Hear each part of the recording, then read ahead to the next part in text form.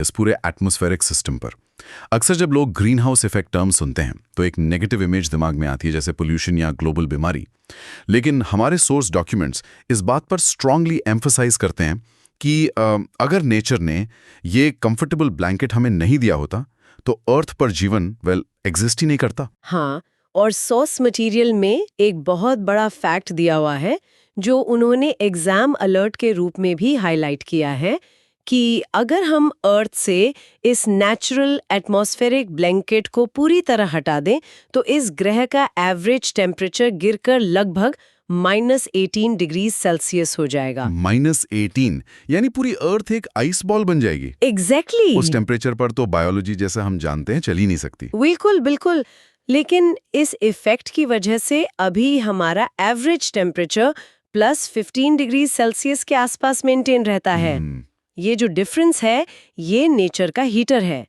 पर मैं सोच रही थी ये हीटर फिजिकली काम कैसे करता है? मतलब एक इनविजिबल गैस रोशनी को गर्मी में कैसे बदल सकती है? हाँ, इसे समझने के लिए हमें थोड़ा मैकेनिक्स पर जाना होगा। देखिए, सूर्य से जो एनर्जी आती है वो शॉर्ट वेव रेडिएशन होती है। इसमें यूवी रेज और विजिबल लाइट शामिल होती हैं। इनकी वेवलेंथ शॉर्ट होती है तो इनमें एनर्जी बहुत ज़्यादा होती है। ये हाई एनर्जी रेज वायुमंडल को यानी एटमॉस्फेयर को बिल्कुल वैसे ही पार कर लेती हैं जैसे रोशनी कांच के आर पार जाती है। अच्छा, तो शॉर्टवेव सनलाइट वायुमंडल को इजीली क्रॉस करके जमीन को गर्म कर देती है। हाँ, जब अर्थ इन किरणों से गर्म होती है तो थर्मोडायनामिक्स के हिसाब से उसे वो गर्मी वापस स्पेस में रिलीज करनी होती है। पर जब धरती उस एनर्जी को वापस भेजती है तो वो लाइट नहीं होती, वो लॉन्ग वेव इंफ्रारेड रेडिएशन यानी आईआर बन जाती है।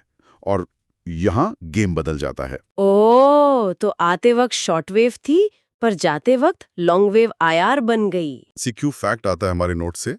ग्रीन हाउस गैसेज मुख्य रूप से इस वापस जाने वाली लॉन्ग वेव इंफ्रारेड रेडिएशन को सोखती हैं।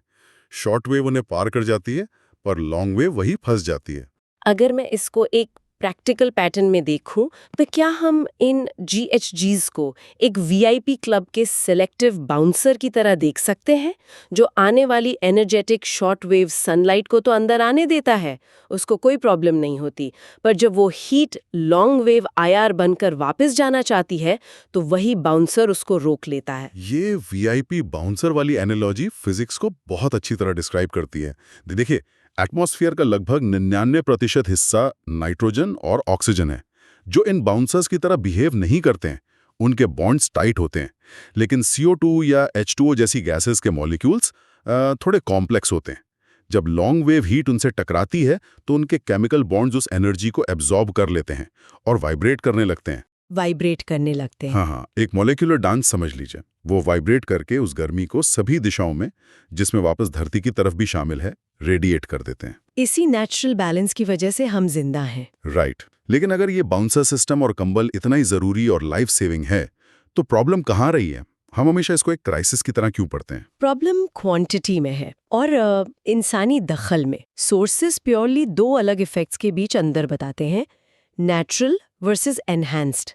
नेचुरल इफेक्ट तो नेचर का वेल ट्यून्ड सिस्टम है जिसमें ज्वालामुखी, वेटलैंड्स और जंगलों से गैसेस निकलकर बैलेंस बनाती थी। तो दूसरी तरफ एनहांस्ड इफेक्ट है। हाँ, एनहांस्ड इफेक्ट एंथ्रोपोजेनिक एक्टिविटीज से बढ़ रहा है, यानी इंसानों द्वारा। हमने फॉसिल फ्यूल जलाकर और जंगलों को काटकर इन गैसेस की मात्रा इतनी ज्यादा बढ़ा दी है कि नेचुरल सिस्टम उसको एब्जॉर्ब नहीं कर पा रहा। और एक एग्जाम अलर्ट के रूप में ये भी क्लियरली मेंशन्ड है कि एनहांस्ड ग्रीन हाउस इफेक्ट का प्राइमरी ड्राइवर एंथ्रोपोजेनिक एक्टिविटीज ही हैं। लेकिन यहाँ मैं थोड़ा पुशबैक देना चाहूंगी।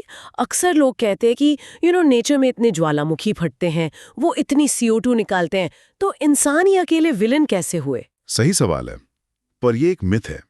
अगर हम दुनिया के सारे वॉल्केनोज का टोटल एमिशन मिला लें तब भी इंसान हर साल उस नेचुरल वॉल्केनिक एमिशन से कई गुना ज्यादा CO2 रिलीज करते हैं। नेचुरल साइकिल लाखों सालों से बैलेंस था, पर इंसानों ने अचानक एक्स्ट्रा गैसेस ऐड करके सिस्टम को चोक कर दिया है। तो इसका मतलब इंसानों ने सिस्टम को पूरी तरह से ओवरलोड कर दिया है। अब उन एक्स्ट्रा गैसेस की बात करते हैं जो इस सिस्टम में मेन कल्प्रिट्स हैं, स्पेसिफिकली दो सबसे बड़े खिलाड़ियों की, CO2 और मीथेन।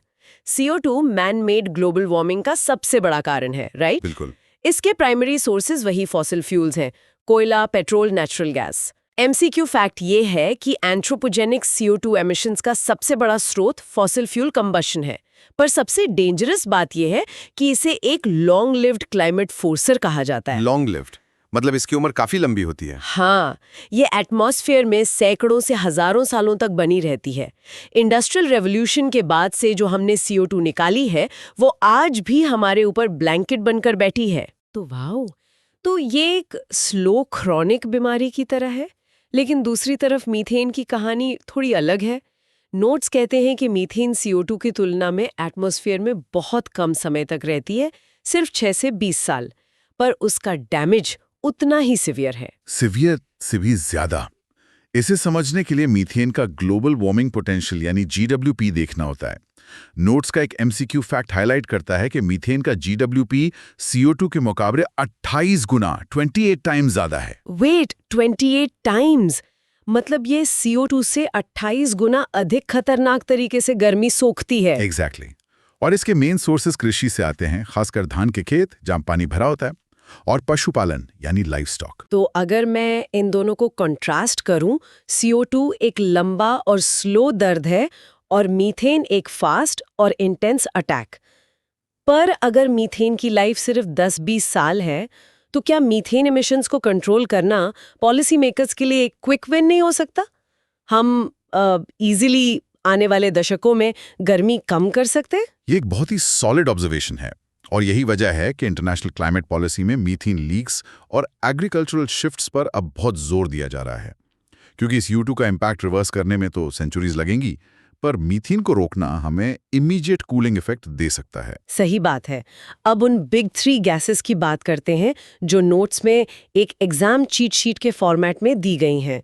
CO2 को बेसलाइन माना गया है, जिसका GWP 1 है और लाइफ स्पैन हजारों साल है। मीथेन का लाइफ स्पैन कम है, पर GWP 28x है।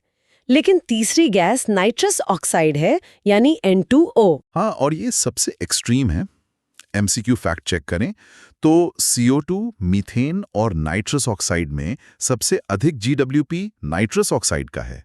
इसका लाइफ स्पैन लगभग 114 साल है और इसका GWP सबसे खतरनाक है, लगभग 273 टाइम्स। 273 गुना, ये तो लिटरली इंसेन है। और ये आती कहाँ से है? ये मोस्टली केमिकल फर्टिलाइजर्स की यूज से निकलती है। जब खेतों में एक्स्ट्रा नाइट्रोजन डाला जाता है तो मिट्टी के माइक्रोब्स उसको ब्रेक डाउन करके N2O रिलीज करते हैं। अच्छा, तो ये थे द बिग 3।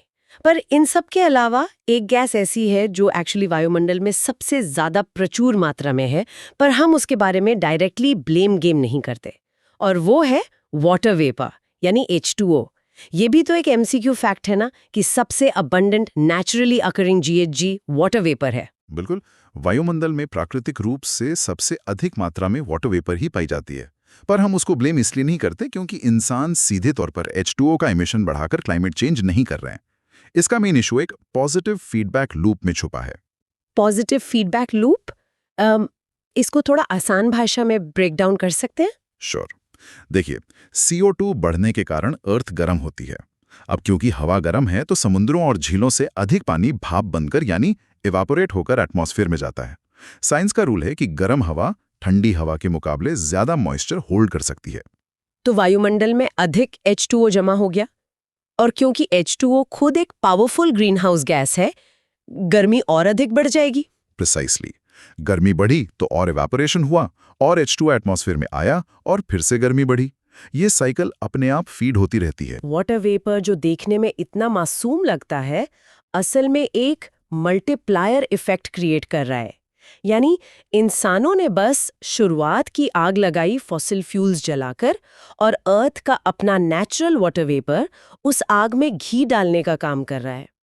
ये तो डराने वाला कॉन्सेप्ट है। डराने वाला जरूर है, पर हकीकत है। और साइंटिस्ट यही बताते हैं कि अगर ये पॉजिटिव फीडबैक लूप जो हमने वाटर वेपर के साथ देखा, बिना किसी कंट्रोल के ऐसे ही बढ़ता रहे, तो इसका एंड गेम बहुत खतरनाक होगा।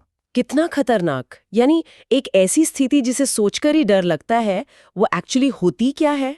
उस स्थिति को रनअवे ग्रीनहाउस इफेक्ट कहते हैं। ये वो अल्टीमेट पॉइंट है जहां पॉजिटिव फीडबैक लूप पूरी तरह नेचर के नियंत्रण से बाहर हो जाता है। एक फिजिकल लिमिट है जिसे कोमोबायाशी इंगरसोल लिमिट कहते हैं। जब कोई ग्रह इतना गर्म हो जाए कि उसके सारे महासागर उबल कर लिटरली बॉयल होकर अंतरिक्ष में इवेपोरेट हो जाएं। वेट, सच में ओशंस उबल जाएंगे? हाँ, सारा लिक्विड पानी भाप बन जाएगा और धीरे धीरे स्पेस में लीक हो जाएगा। हमारे अपने सोलर सिस्टम में वीनस यानी शुक्र ग्रह इस रनअवे इफेक्ट का सबसे बड़ा और सटीक उदाहरण है। ये एक एमसीक्यू फैक्ट भी है कि सोलर सिस्टम में वीनस इस इफेक्ट का सबसे बड़ा एग्जाम्पल है। तो मैं ये सोच रही थी कि एक तरफ हमने पढ़ा कि CO2 हजारों साल तक रहती है और वाटर वेपर हीट को कंटिन्यूअली मल्टीप्लाई कर रहा है, तो क्या अर्थ सच में किसी दिन वीनस जैसी बन सकती है जहां ओशंस उबल जाएं? या ये बस एक एक्सट्रीम थियोरेटिकल वार्निंग है ताकि हम आज ही जागरूक हो जाएं? देखिए, टेक्निकली अर्थ सूरज से वीनस जितनी करीब नहीं है। वीनस का runaway effect billions of years पहले शुरू हुआ था, तो आने वाले कुछ हजार सालों में अर्थ कंप्लीटली वीनस जैसी नहीं बनेगी। लेकिन खतरे की रियलिटी बहुत वैलिड है। अगर हमने वार्मिंग नहीं रोकी तो ओशंस पूरी तरह भले ही ना उबलें, पर प्लैनेट का एवरेज टेम्परेचर इतना बढ़ जाएगा कि ह्यूमन सिविलाइजेशन का सर्वाइव करना नामुमकिन हो जाएगा। यानी हम पूरा वीनस नहीं भी बने तब भी हमारे लिए गेम ओवर हो सकता है। एग्जैक्ट वो ही पॉइंट है।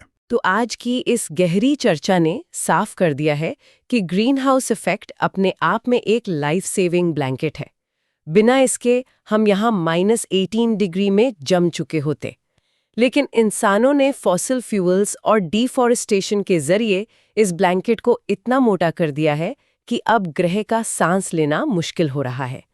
हमने CO2 के लॉन्ग टर्म इम्पैक्ट को देखा, मीथेन के शॉर्ट टर्म 28x डेंजर को समझा, नाइट्रस ऑक्साइड की 273x पावर को जाना और सबसे जरूरी वाटर वेपर के डेंजरस मल्टीप्लायर फीडबैक लूप को भी डिकोड किया। और उस वीनस वाले एक्सट्रीम सिनेरियो को भी, जो नेचर की लिमिट क्रॉस होने पर होता है। बिल्कुल।